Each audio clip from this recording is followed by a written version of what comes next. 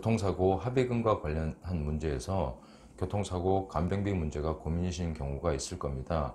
교통사고는 중상인 경우에도 간병인이 필요하고요. 중상이 아니라고 하더라도 거동이 불편하신 어르신들이나 보호자의 보호가 꼭 필요한 아이들이 피해자인 경우도 있습니다. 이런 경우에는 간병인을 꼭 고용을 해야 하는 경우에 해당이 되는데요. 아마 여러분들은 간병비 지급과 관련한 경제적인 문제에 고민이 많으실 거라고 생각이 듭니다. 그런데 간병인과 관련한 간병비 지급 문제에 대해서는 여러 가지 잘못 알려진 부분이 많이 있는데요. 오늘 영상에서는 이 부분에 대해서 말씀을 드려보도록 하겠습니다.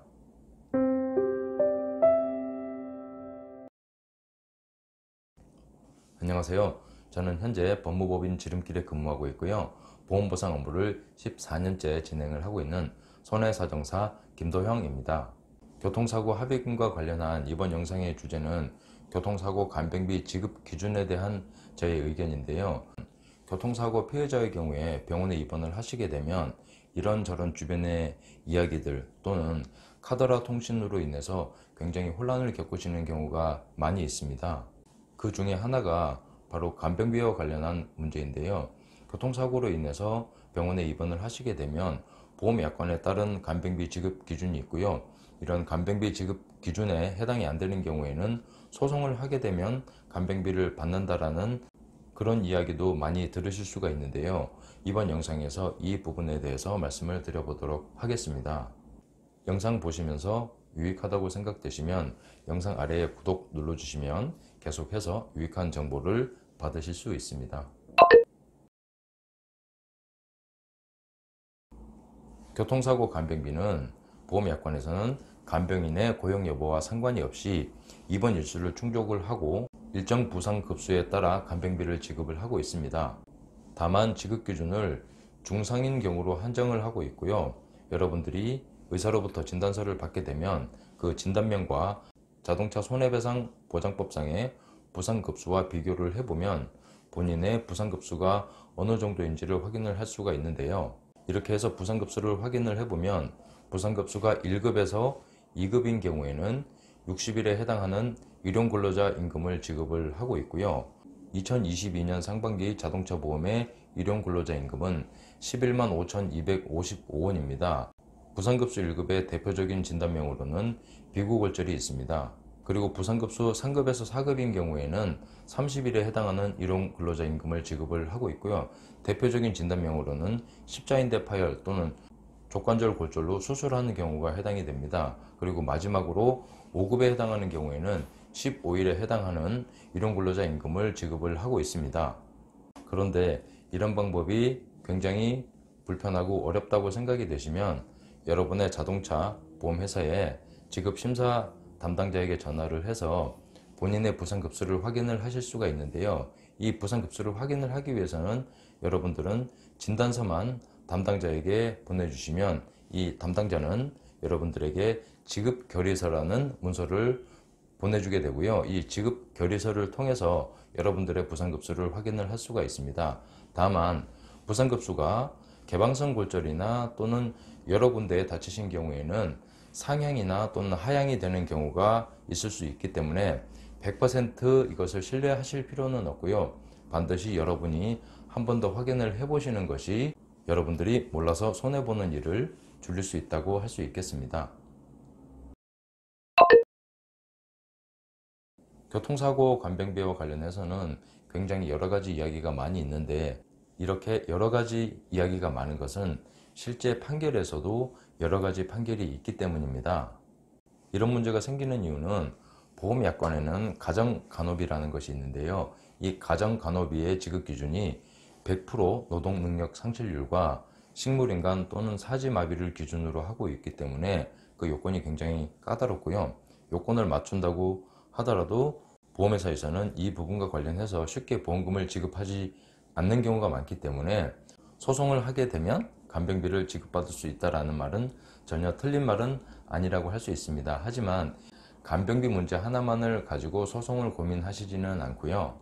또 교통사고와 관련된 보상금 이외에 개인보험의 후유장애 보험금 문제도 어떻게 처리를 할 것인지, 그리고 교통사고와 관련해서 소송이나 어떤 합의를 하게 되면 치료를 종결을 해야 되느냐 라는 문제도 같이 고민을 해야 되기 때문에 실제로 교통사고와 관련한 간병비 문제에서 보험회사에서 지급하지 않는 간병비에 대한 고민은 부상급수 6급 미만에 해당하는 분들이 더 많이 고민을 하고 계시고요. 이 부분이 바로 실무상 제가 많이 겪고 있는 그런 상담 내용에 해당이 됩니다. 그러면 이렇게 중상인 경우도 아니고 또 보험회사에서 보험금을 지급하지 않는 6급 미만의 부상에 대해서는 어떻게 하면 간병비를 지급받을 수 있느냐라는 문제가 고민인데요. 소송을 하기 위해서는 비용 문제가 발생을 하고요. 또 소송을 한다고 하더라도 100% 받는다는 보장을 할 수가 없기 때문에 이런 경우에는 소송을 하시는 것보다는 조금 다른 방법으로 보험회사에 간병비 지급을 요청하는 방법이 하나가 있습니다. 제가 제안을 드리는 방법은 주치의사에게 간병인이 필요한 이유를 상세하게 기술해서 소견서를 받으시고요. 실제 간병비를 지출한 경우에는 간병비와 관련한 영수증이 있습니다. 이 두 가지 서류를 보험회사에 청구를 하게 되면 100% 지급을 한다고 제가 장담을 할 수는 없지만 보험회사마다 이 부분을 실제 손해액으로 평가를 해서 지급을 하는 경우가 더러 있었습니다. 따라서 부상급수 6급 미만에 해당하는 실질적인 간병비 지출을 하시고 보상금을 지급받지 못하게 되시는 경우라면 꼭 이 방법을 통해서 지급 청구를 해 보실 것을 제안을 해 봅니다. 소송 문제를 한번 말씀을 드려보면 간병비 청구와 관련해서 원고가 법원에 신체 감정을 하게 되고요. 이렇게 이루어진 신체 감정 결과를 법원에서 판단을 해서 간병비 지급 여부를 결정을 하게 되는데 이 신체 감정 결과를 법원에서 반드시 따를 필요가 없다는 것이 대법원 판례의 입장이라고 할 수 있습니다. 그리고 요즘은 일반인들도 쉽게 판례를 검색을 할 수가 있는데요.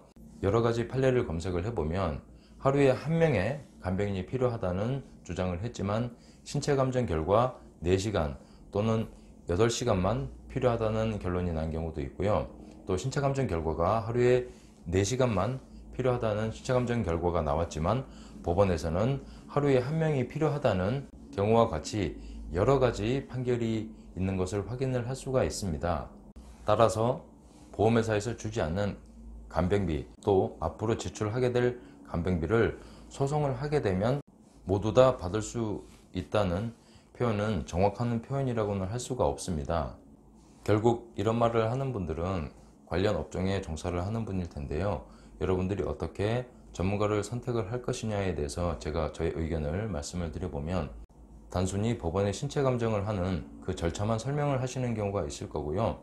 환자분의 진료 기록이나 또는 여러 가지 의무 기록을 확인을 해서 어떻게 하면 법원을 설득을 하고 또 신체 감정할 의사에게 어떤 부분을 주장할지를 계획과 전략이 있는 경우가 있을 겁니다. 따라서 여러분들이 병원에 오래 계신 경우라면 여러분들 또한 의학적 지식이 어느 정도는 있다고 판단이 되기 때문에 상대방에게 질문을 통해서 어떤 전략과 계획이 있는지를 확인을 해보시면 여러분이 보상금을 잘 받을 수 있는 전문가를 선임을 할 수 있는 방법이 될 수 있다고 말씀을 드릴 수 있겠습니다. 교통사고 간병비에 대한 고민을 하시는 이유는 역시 경제적인 이유가 가장 클 텐데요.